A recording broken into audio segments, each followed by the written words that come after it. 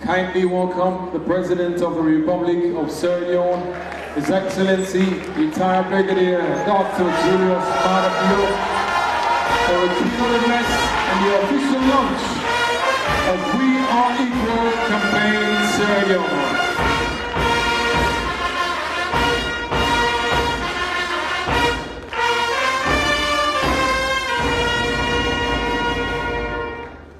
Let's sit down, please.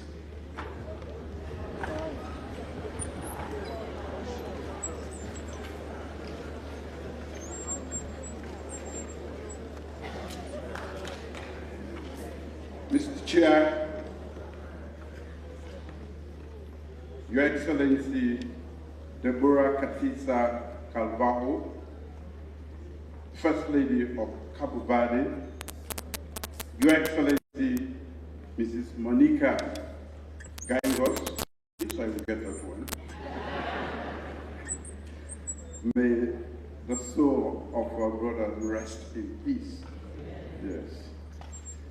The First Lady of Namibia and former President of OFLAG, Madam First Lady of the Republic of Sierra Leone, Madam Fatima Maada,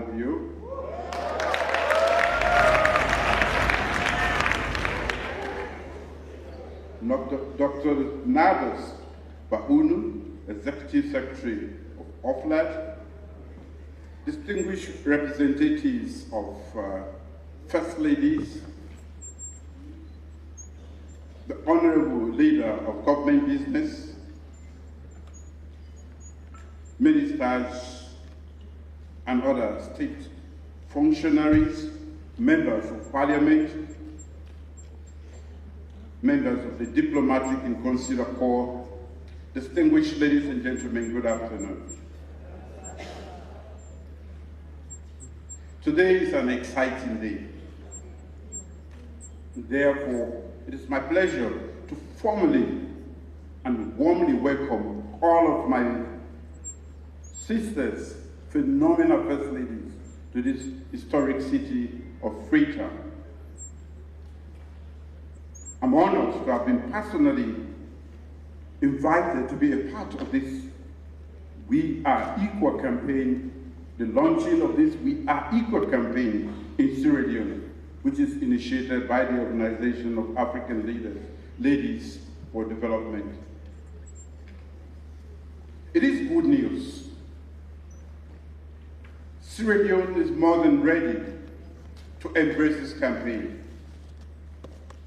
Our commitment and concerted effort in widening the political, economic, and legal space for our women and girls to express themselves and to be a part of our national development is unparalleled.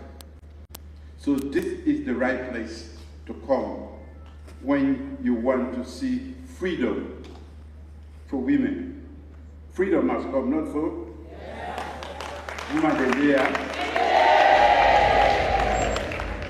Just now, somebody asked a cynical question. What are women going to be part of the, in case of any war, or to be? Yes.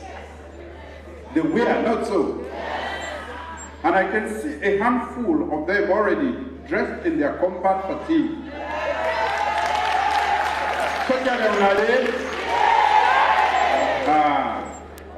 Please point the camera there and answer who was asking that question.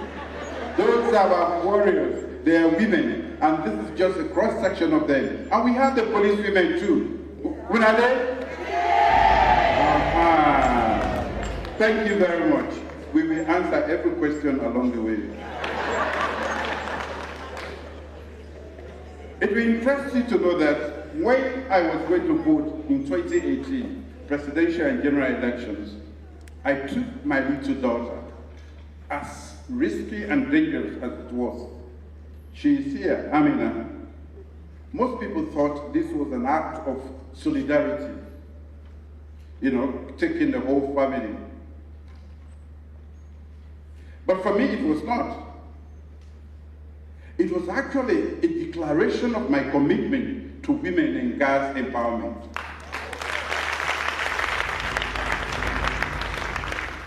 Signaling a place for our women and girls at the forefront of national issues. And that is where we are today. They say, when I say or say things I do them not so. Sometimes I act them and I do them. She helped me to cast the winning vote in 2018. Thank you, Alina. Many may wonder why I'm so excited about women's business. Yes, they are our better half.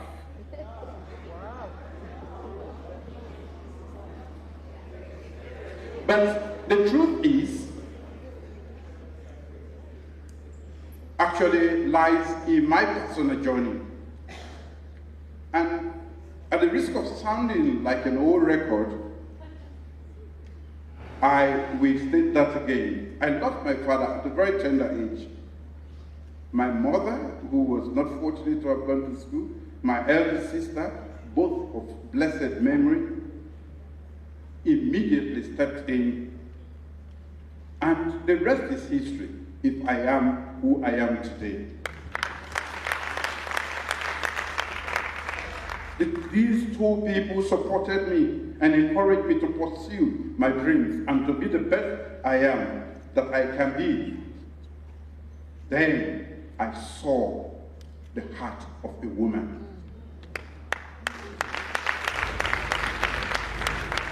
In these two people, I saw the heart of a woman, the strength of women, the tenacity. As president, sometimes you turn to your inner circle for strength and courage when the shenanigans of political leadership and governance come raging, as you know it does all the time. I'm always grateful to my political friends, allies, and supporters who have been with me all throughout.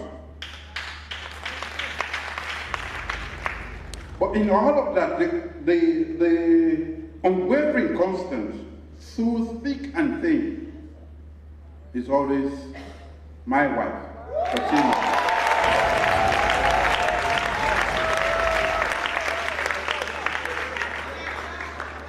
Like my mother and my sister did, in her I see love and strength of the women.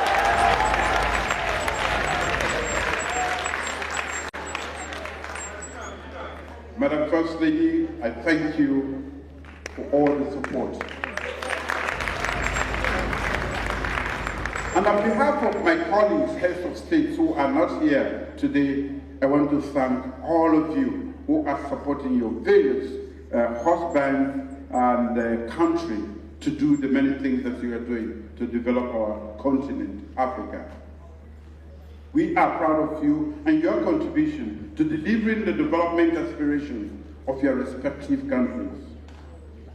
Your work is inspirational because it requires creativity, innovation, and commitment, collaboration to identify opportunities to serve your people diligently by complementing the work of your various husbands or leaders.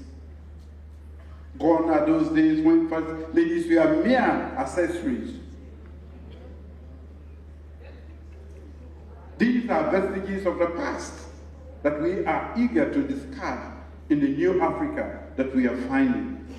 It signifies missed opportunities to leverage such a powerful platform that they have to extend the reach of government.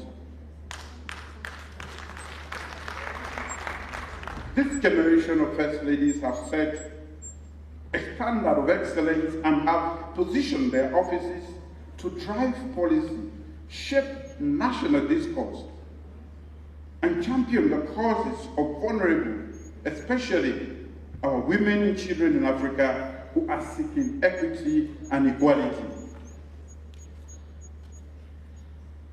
Being surrounded by women of your caliber and strength is one that we are sure of, of a future that is brighter for our people. You are always assured also of a nudge in the right direction and to gain better insights of the plight of constituencies that lack agency. Sometimes we say women are different. Yes, they are different from us. They think differently and do a lot of things they do differently too. But diversity is a source of richness. And that is what we have to accept. I have no doubt that the campaign will further enhance the ability of our girls and women to be part of nation building and global development. You know, it was taboo to talk about menstruation. Not even parents, except for maybe mothers who took time and did so. But today, we have opened the debate about that when we said the girls should have free sanitary pads. It's a biological event, occasions to happen at a particular point in the girl's life. So why do we leave them alone to put up with the inconveniences and sometimes not even knowing what they are doing? Today, we have been nudged by our lady from Nigeria who said, if you see something, we are very good at seeing things and not saying them here. So, as we pass this beautiful bill into law, she was saying maybe 80% has been done. That is not it. I think only 50% has been done. The actual 50% needs to be done by you. We, the people of Sierra Leone, we have to implement this. Government is not in every home. Government is not in every institution. Don't give off the hands of your children for dowry money, which will last you 2 or 3 weeks. And your child will go without education for the rest of her life. It will be interesting to know that since we gave free education, the girls are doing better in all transition exams.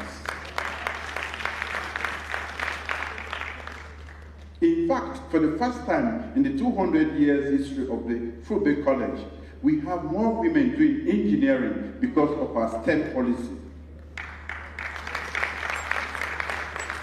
So giving the opportunity and not giving their hands in marriage to elderly people or whosoever it is, we give an opportunity to them to be who they want to be and become productive citizens for national development. I need capable hands. We need capable hands to develop our country. Development is a very technical issue, and many paradigms have been devised. But until and unless we can technically improve ourselves to capably, as a nation, take on our own development programs, we will never rely on another nation. Don't ever rely on another nation to develop your nation. So, women are more than 50% of our population, and that is my simple argument. If you are really serious about developing your nation, you cannot put more than 50% of your population in the kitchen, lock them in there, and say you are serious about development. That is lip service to development.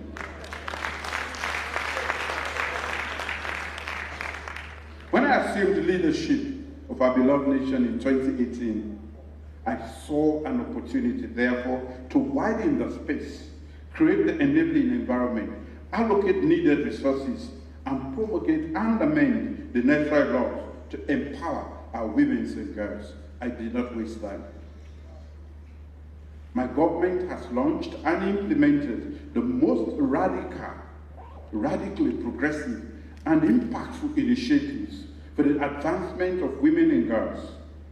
Sierra Leone today is amongst the top most performers on gender equality and women's empowerment. The recent World Bank report on women, business, and law scored Sierra Leone 92.5 100. This is significantly higher than the regional score of 74 in sub-Saharan Africa. However, it's not a surprise that we are amongst the best performers because of our reform agenda to drive gender equality was planned, intentional, and deliberate. This is because we believe that sustainable economic growth in Sierra Leone can only happen if we took our women folk along. For the benefit of our visitors, I want to mention a few of the interventions of my administration that have changed the narratives for our women and girls in Sierra Leone. At the base of our policy initiative was the free quality education that was launched in 2018. In addition to making education available to all, this initiative also comprised a tuition-free component from primary to university for girls to study science, technology, engineering, and mathematics, or STEM, to ensure that girls do not need to be absent from school to attend to natural period cycles.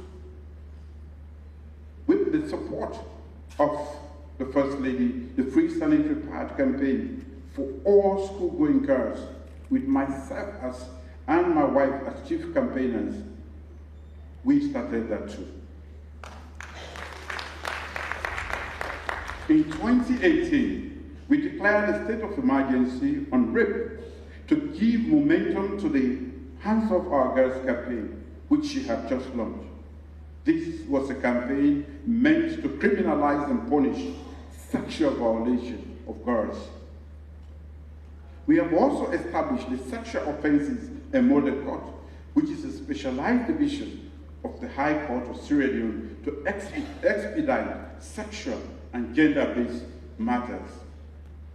In 2019, we amended the Sexual Offences Act of 2012 and introduced the radical inclusion of pregnant girls in normal school curriculum, which removed double victimization of pregnant girls and allowed them to pursue their dreams.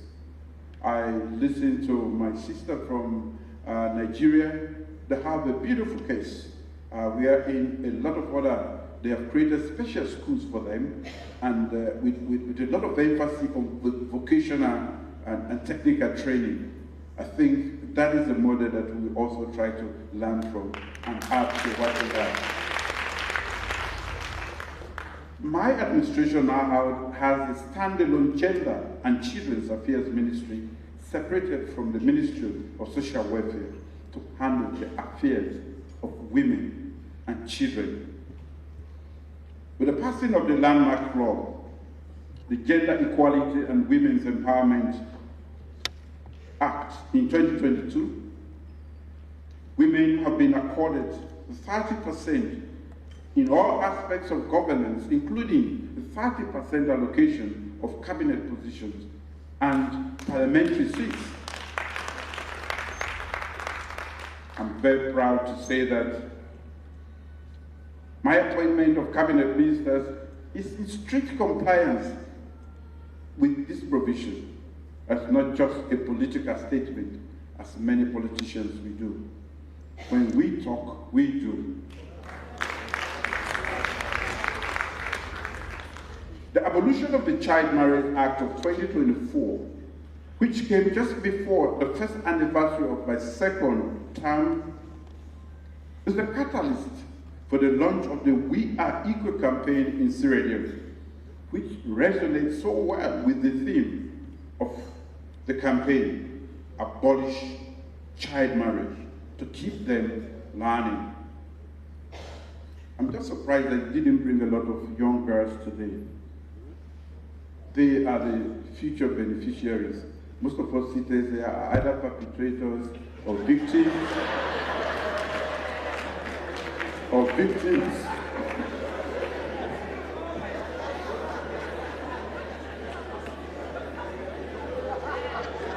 Only the critics can laugh so loud. Hands off our girls. Besides the bill, we still have hands off our girls also. Thank you. At the international stage, my government co-piloted the adoption of 2 United Nations resolutions that have been alluded to by several speakers before me. The one was the access to justice for rape victims, and the UN War Day, that is November 18, for the prevention of and healing from child sexual exploitation, abuse, and violence. All of these symbolize a significant step forward, promoting equality and inclusivity in our nation and in the world at large, which further resonates with the campaign theme, the campaign We Are Equal. It seems obvious that our parliamentarians, are you here? Great people, you did a great job, unanimously. Maybe APC MP there. Where is Kabul? Oh, okay. My APC MPs are not, most of them are not here. I would have loved them to be here because they did a great job. On that day, the nation was first. This is a significant step towards promoting equality and inclusivity in our nation and the world. It seems obvious that our parliamentarians had the We Are Equal campaign in their mind when they unanimously passed into law the abolition of child marriage bill. Thank you for such a show of patriotism. The bill was initiated by a private member and supported by the First Lady of the Republic of Sierra Leone. Ladies and gentlemen, today I want to publicly acknowledge and pay special tribute to this generation of African First Ladies who are doing a game-changing job in their countries. Please give them a big round of applause.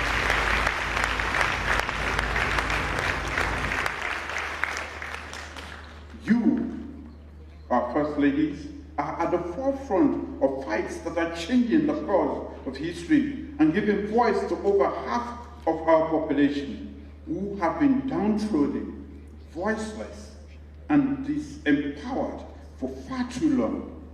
You are leading a change.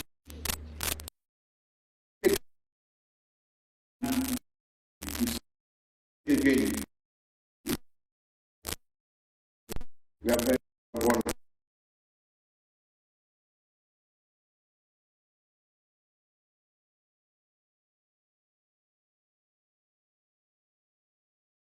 To raise the profile of women in honor of who raised me, my daughter.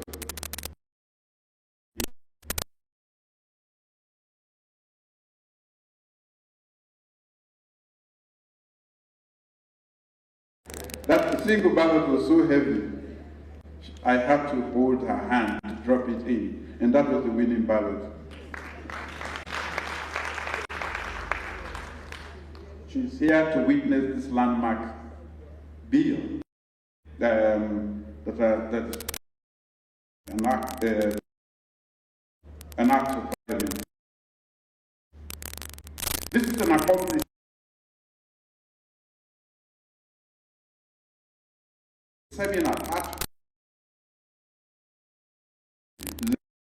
transformation of Syria.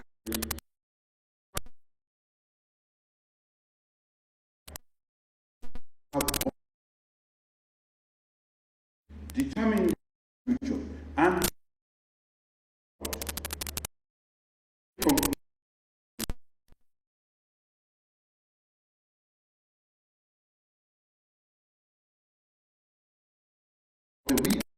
phenomenon by eliminating all of discrimination, violence, and exclusion, and other vices against our own women and girls. At this juncture, I have the singular honor to launch the Organization of African First Ladies for Development We Are Equal campaign in Sierra Leone.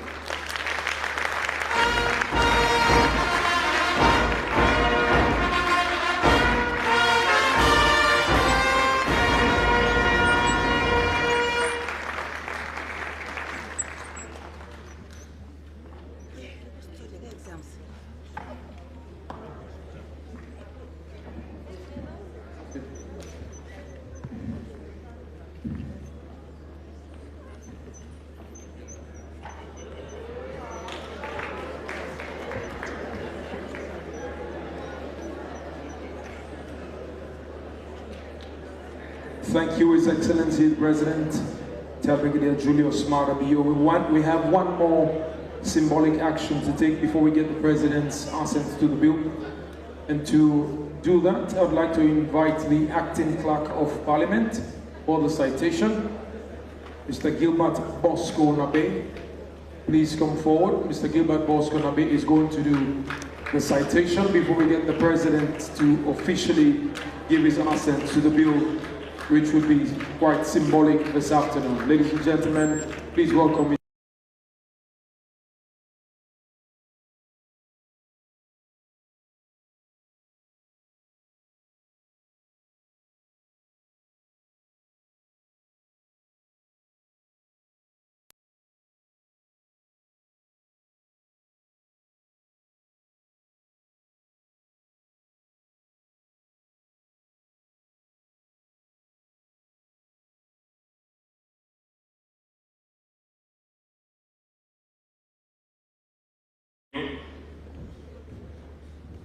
Please permit me to stand on existing protocols already established to read out the citation of what has been described as a landmark legislation in the history of Sierra Leone.